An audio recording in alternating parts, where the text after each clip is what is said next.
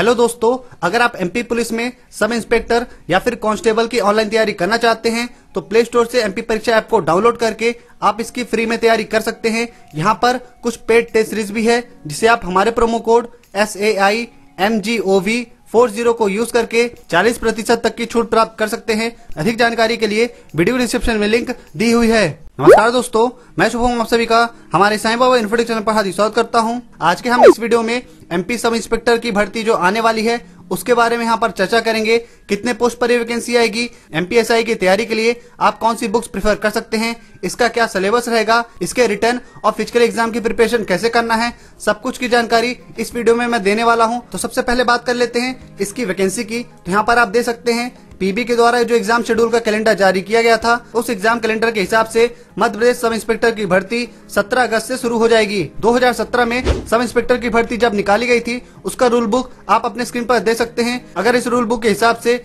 इस साल जो भर्ती आने वाली है उसकी डेट का अगर आकलन किया जाए तो जैसा कि मैंने आपको वीडियो की शुरुआत में बताया 17 अगस्त से इसके एग्जाम चालू हो जाएंगे। तो इसके हिसाब से फॉर्म भरने की जो डेट है वो 27 मई से शुरू हो सकती है।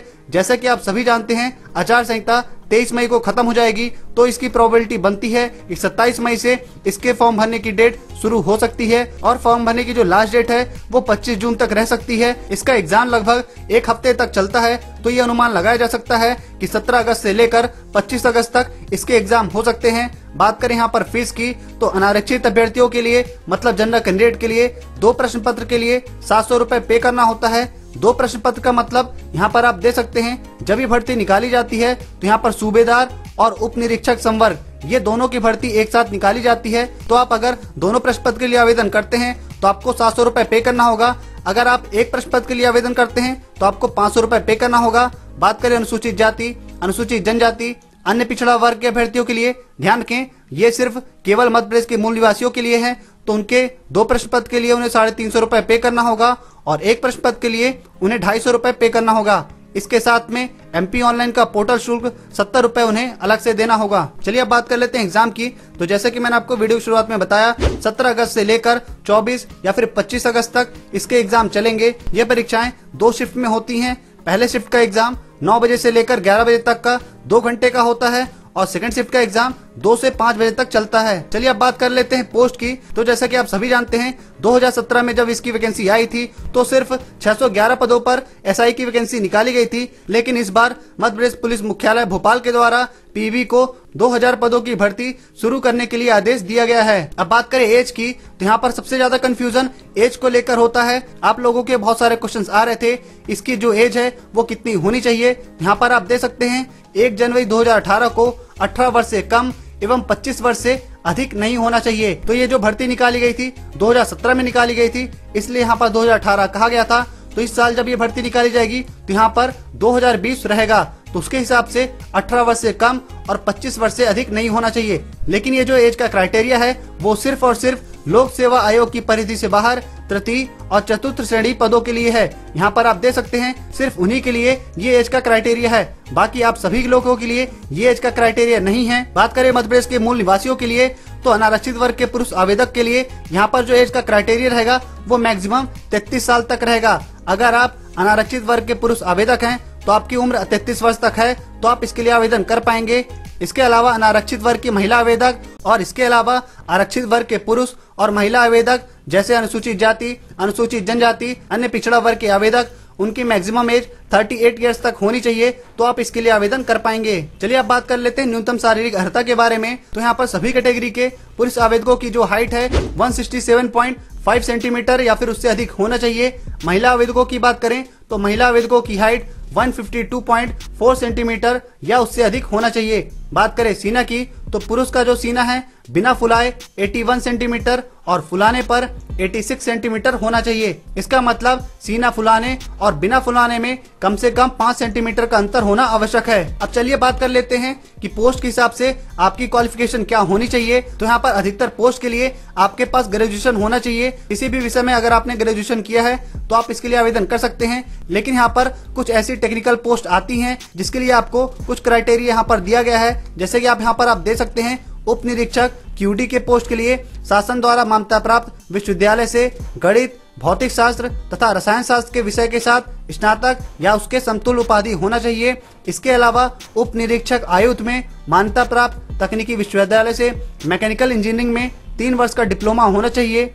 इसके अलावा यहाँ पर उप निरीक्षक रेडियो के पद पर आपके पास किसी भी संस्था विश्वविद्यालय से इलेक्ट्रॉनिक, इलेक्ट्रिकल, टेलीकम्युनिकेशन इंजीनियरिंग में 3 वर्ष का डिप्लोमा होना चाहिए। इसके अलावा उप निरीक्षक अंगुली चिन्ह के लिए शासन द्वारा मान्यता प्राप्त विश्वविद्यालय से गणित, भौतिक शास्त्र तथा रसायन शास्त्र के विषय के साथ स्नातक या उसके समकक्ष उपाधि होना चाहिए। चलिए अब बात कर लेते हैं इस भर्ती के प्रोसेस की। तो यहाँ पर 3 स्टेज में इस एग्जाम को कराया जाता है। फर्स्ट स्टेज में रिटन एग्जाम होता है। सेकंड स्टेज में आपकी शारीरिक प्रवीणता परीक्षा होती है, जैसे कि मैंने आपको बताया फिजिकल एग्जाम होता है। इसके बाद थर्ड स्टेज में इंटरव्यू कराया जाता है। अब बात करें एग्जामिनेशन पैटर्न की, तो यहाँ पर जो टेक्निकल बेस्ड जो क्वेश्चन होते हैं उसके लिए आपको 2 घंटे का समय दिया जाता है, जिसके लिए आपको 100 मार्क्स दिए जाते हैं। इसके अलावा नॉन टेक्निकल का जब एग्जाम होता है इसके लिए आपको 3 घंटे का समय दिया जाता है, जिसके लिए मैक्सिमम मार्क्स 200 दिए जाते हैं। चलिए अब बात कर लेते हैं फिजिकल एग्जामिनेशन की।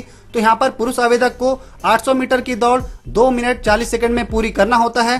ध्यान रखें, इन सभी के लिए सिर्फ आपको एक ही अवसर दिया जाता है। महिला आवेदकों को 3 मिनट 30 सेकंड में 800 मीटर दौड़ पूरा करना होता है। इसके अलावा भूतपूर्व सैनिक को 3 मिनट 15 सेकंड में 800 मीटर की दौड़ क्वालिफाई करना होता है। दौड़ में क्वालिफाई हो जाने के बाद आपको लंबी कूद करना होता है। लंबी कूद के लिए पुरुष आवेदक को 13 फीट कूदना होता है, महिला आवेदक को 10 फीट कूदना होता है और भूतपूर्व सैनिक को 10 फीट कूदना होता है। लंबी कूद को क्वालिफाई करने के बाद आपको गोला फेंकना होता है। पुरुष आवेदक को 19 फीट का गोला फेंकना होता है, जिसके गोले का वजन 7.260 किलोग्राम होता है। इसके लिए आपको 3 अवसर दिए जाते हैं। इसके बाद महिला आवेदकों को 15 फीट का गोला फेंकना होता है, जिसका गोले का वजन 4 किलोग्राम होता है। इसके बाद भूतपूर्व सैनिक को 15 फीट गोला फेंकना होता है, जिस गोले का वजन 7.260 किलोग्राम होता है। चलिए अब बात कर लेते हैं इंपॉर्टेंट बुक्स की कि आप कौन सी बुक्स इसके लिए प्रेफर कर सकते हैं। तो यहाँ पर सिलेबस के अकॉर्डिंग बहुत सारी बुक्स हैं जिसे आप प्रेफर कर सकते हैं। जैसे रीजनिंग के लिए RS अग्रवाल की बुक है जो आप प्रेफर कर सकते हैं। इसके अलावा जीके के लिए अरिहंत पब्लिकेशन या उपकार पब्लिकेशन की बुक आप प्रेफर कर सकते हैं। इसके अलावा लूसेंट प्रकाशन की भी बहुत अच्छी बुक है, आप उसे भी प्रेफर कर सकते हैं। सभी बुक्स की लिंक आपको वीडियो डिस्क्रिप्शन में मिल जाएगी। इंग्लिश और हिंदी दोनों मीडियम में आपको बुक्स मिल जाएंगी। अगर आपको ये सभी बुक मार्केट में नहीं मिलती है या फिर आप इसे अपने घर पर मंगाना चाहते हैं तो वीडियो के डिस्क्रिप्शन में लिंक दी गई है, आप वहां पर क्लिक करके अपने घर पर ये सभी बुक्स मंगा सकते हैं। चलिए अब बात कर लेते हैं सिलेबस की।